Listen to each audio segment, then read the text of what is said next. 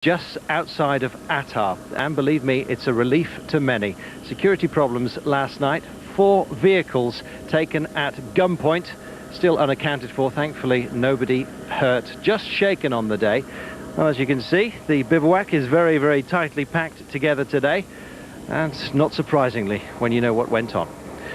Well, a 600-kilometer special ahead of the riders and drivers today. A problem of focus, perhaps. Let's get to the action.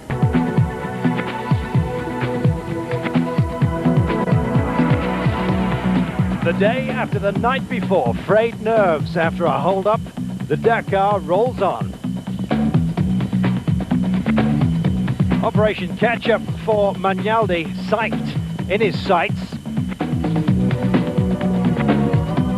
Steady as you go for the leader, keeping cool under pressure. And Schlesser pips Prieto to extend his lead. Il y a le balai derrière, t'as les places. Well, what a night it was. A hold-up by bandits, 1 motorcycle, 3 quads, 12 cars, 7 trucks, held at gunpoint. They made off with many vehicles, 4 of which are still unaccounted for. Well, in the face of Kalashnikovs, everyone handed over everything they could, including the vehicles. A frightening experience, to say the very least, and it only became apparent to all and sundry this morning. Hubert Auriol making the announcement. The race, though, he said, would be going on. Well, it was the tail enders who were held up one by one as they approached a narrow passage. And at this point, many vehicles still unaccounted for. Well, the race has been victim of a hijacking on the track, which is not very good news, of course. But those bandits, there's no other word, wanted only to steal cars and fuel, because they were very well organized, and they were waiting for us for a point which was easy for them and critical for us. Yes, indeed. This man is Jose Aguele. Says they were well organized. It was a very tight pass at the end of the stage. Everyone arrived slowly, were widely spaced, and we were all stopped one by one and robbed in the dark. These victims said we recognize one of the bandits who stole a Tatra last year. He was actually wearing a Tatra team jacket, which is very cheeky.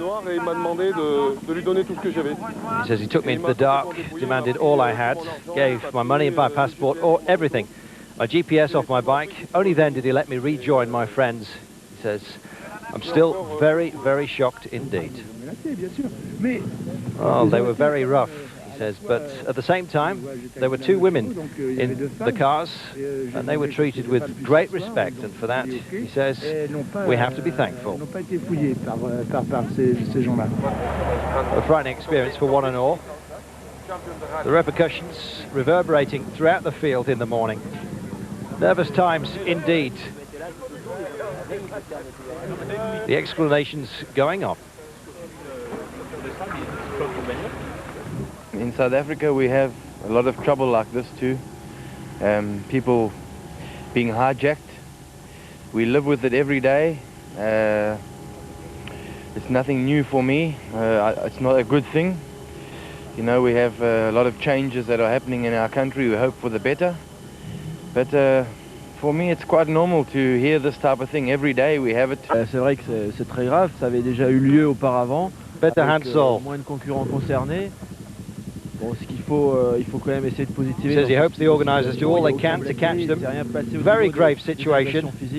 It's not what we should have to contend with on the Dakar. It's not what racing in Africa is all about. Well, as we know, security problems last night, bandits in operation, and the Hummer crew also suffered. Tell us about it. Well, our service support truck was robbed at gunpoint. Thankfully, the truck wasn't stolen. We do know at this point that about 30,000 French francs in cash were stolen. We don't know if any of our parts are missing, our driver and co-driver's luggage, whether they've got clothes to continue on. So we're just kind of taking a wait-and-see attitude. marche arrière sur la piste. Yes, Hubert Auriol doing all he could Il y a quoi que ce soit to try and derrière, settle the pour nerves. éventuellement voir s'il y a des affaires à récupérer But the des field concurrents qui well ont été and truly abandonnés. rattled on the day. Et toute la sécurité est en place et sera assurée normalement pour les concurrents sur la spéciale du jour. Just going to be a normal day, he said. Well, once daybreak arrived, he was out in the helicopters trying to find the trails. They were fairly easy to discover, and indeed Auriol was at the forefront of the search. They found the bivouac where they'd started, and indeed it wasn't long after before they found many of the vehicles that had been involved. Yes, trucks, one of the Land Cruisers, also found. At that point, there were 3 Toyotas still missing. I can tell you one has since been found, so 3 cars unaccounted for.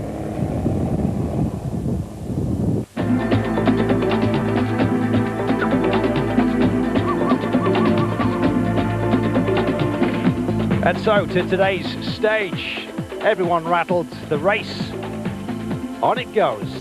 The special 579 kilometers from Tishit to Attar.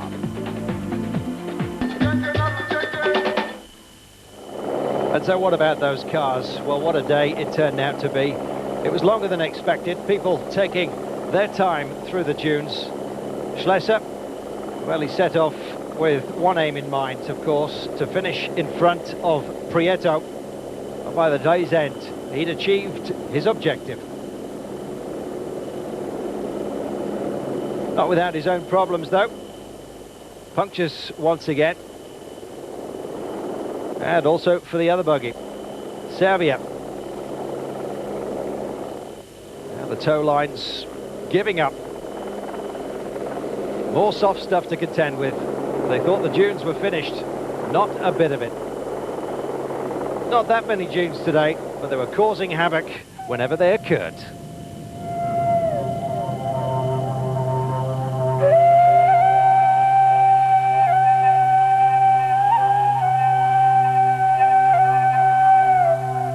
Yeah, it's always difficult to keep a tab on the sands. Constantly moving, as was Schlesser. Well, it was a close field, as you can see. Nose to tail. Shinazuka was up there, as was Prieto and Kleinschmidt. In fact, Kleinschmidt was to lead them into the first checkpoint. The real battle, though, of course, between Schlesser and Prieto, and they were constantly within sight of each other.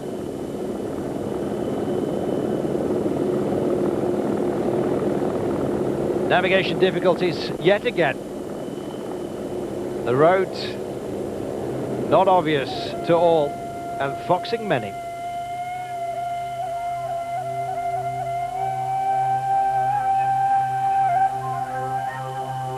Prieto out there, and he was to have his own problems en route.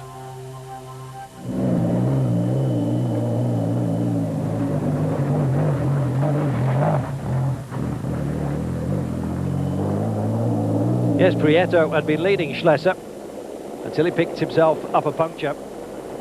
Schlesser took his chance. Jutta Kleinschmidt was taking hers. Very bad fortune for the German woman over the last couple of days. Kleinschmidt picked her way beautifully through today's course, and indeed was to come home ahead of the pack. Shinazuka had been checked through the second checkpoint in the lead. His challenge fading with the day. On a été pris un peu à froid au réveil, d'entrer dans de l'herbe à chameau, dans du sable mou. Il paraît que Schlesser s'est planté d'entrée, on est venu nous le dire, donc on s'est un petit peu méfié. Mais là on a des voitures très très lourdes, on est parti donc avec les pleins complets parce qu'on part pour une étape. Well, on board with Pescarolo, ex-Formula One driver, 3 times winner of Le Mans as well. Very difficult this morning, he said. And the stage with camel grass, soft sand. We knew that Schlesser had got stuck, so we were very careful. In fact, we took on so much fuel today because of the soft stuff that we started the day 500 kilograms heavier than a normal Mitsubishi. Well, the Nissan man doing well. Everyone did today, after the confusion and terror of last night. It was back to the geography as the only challenge.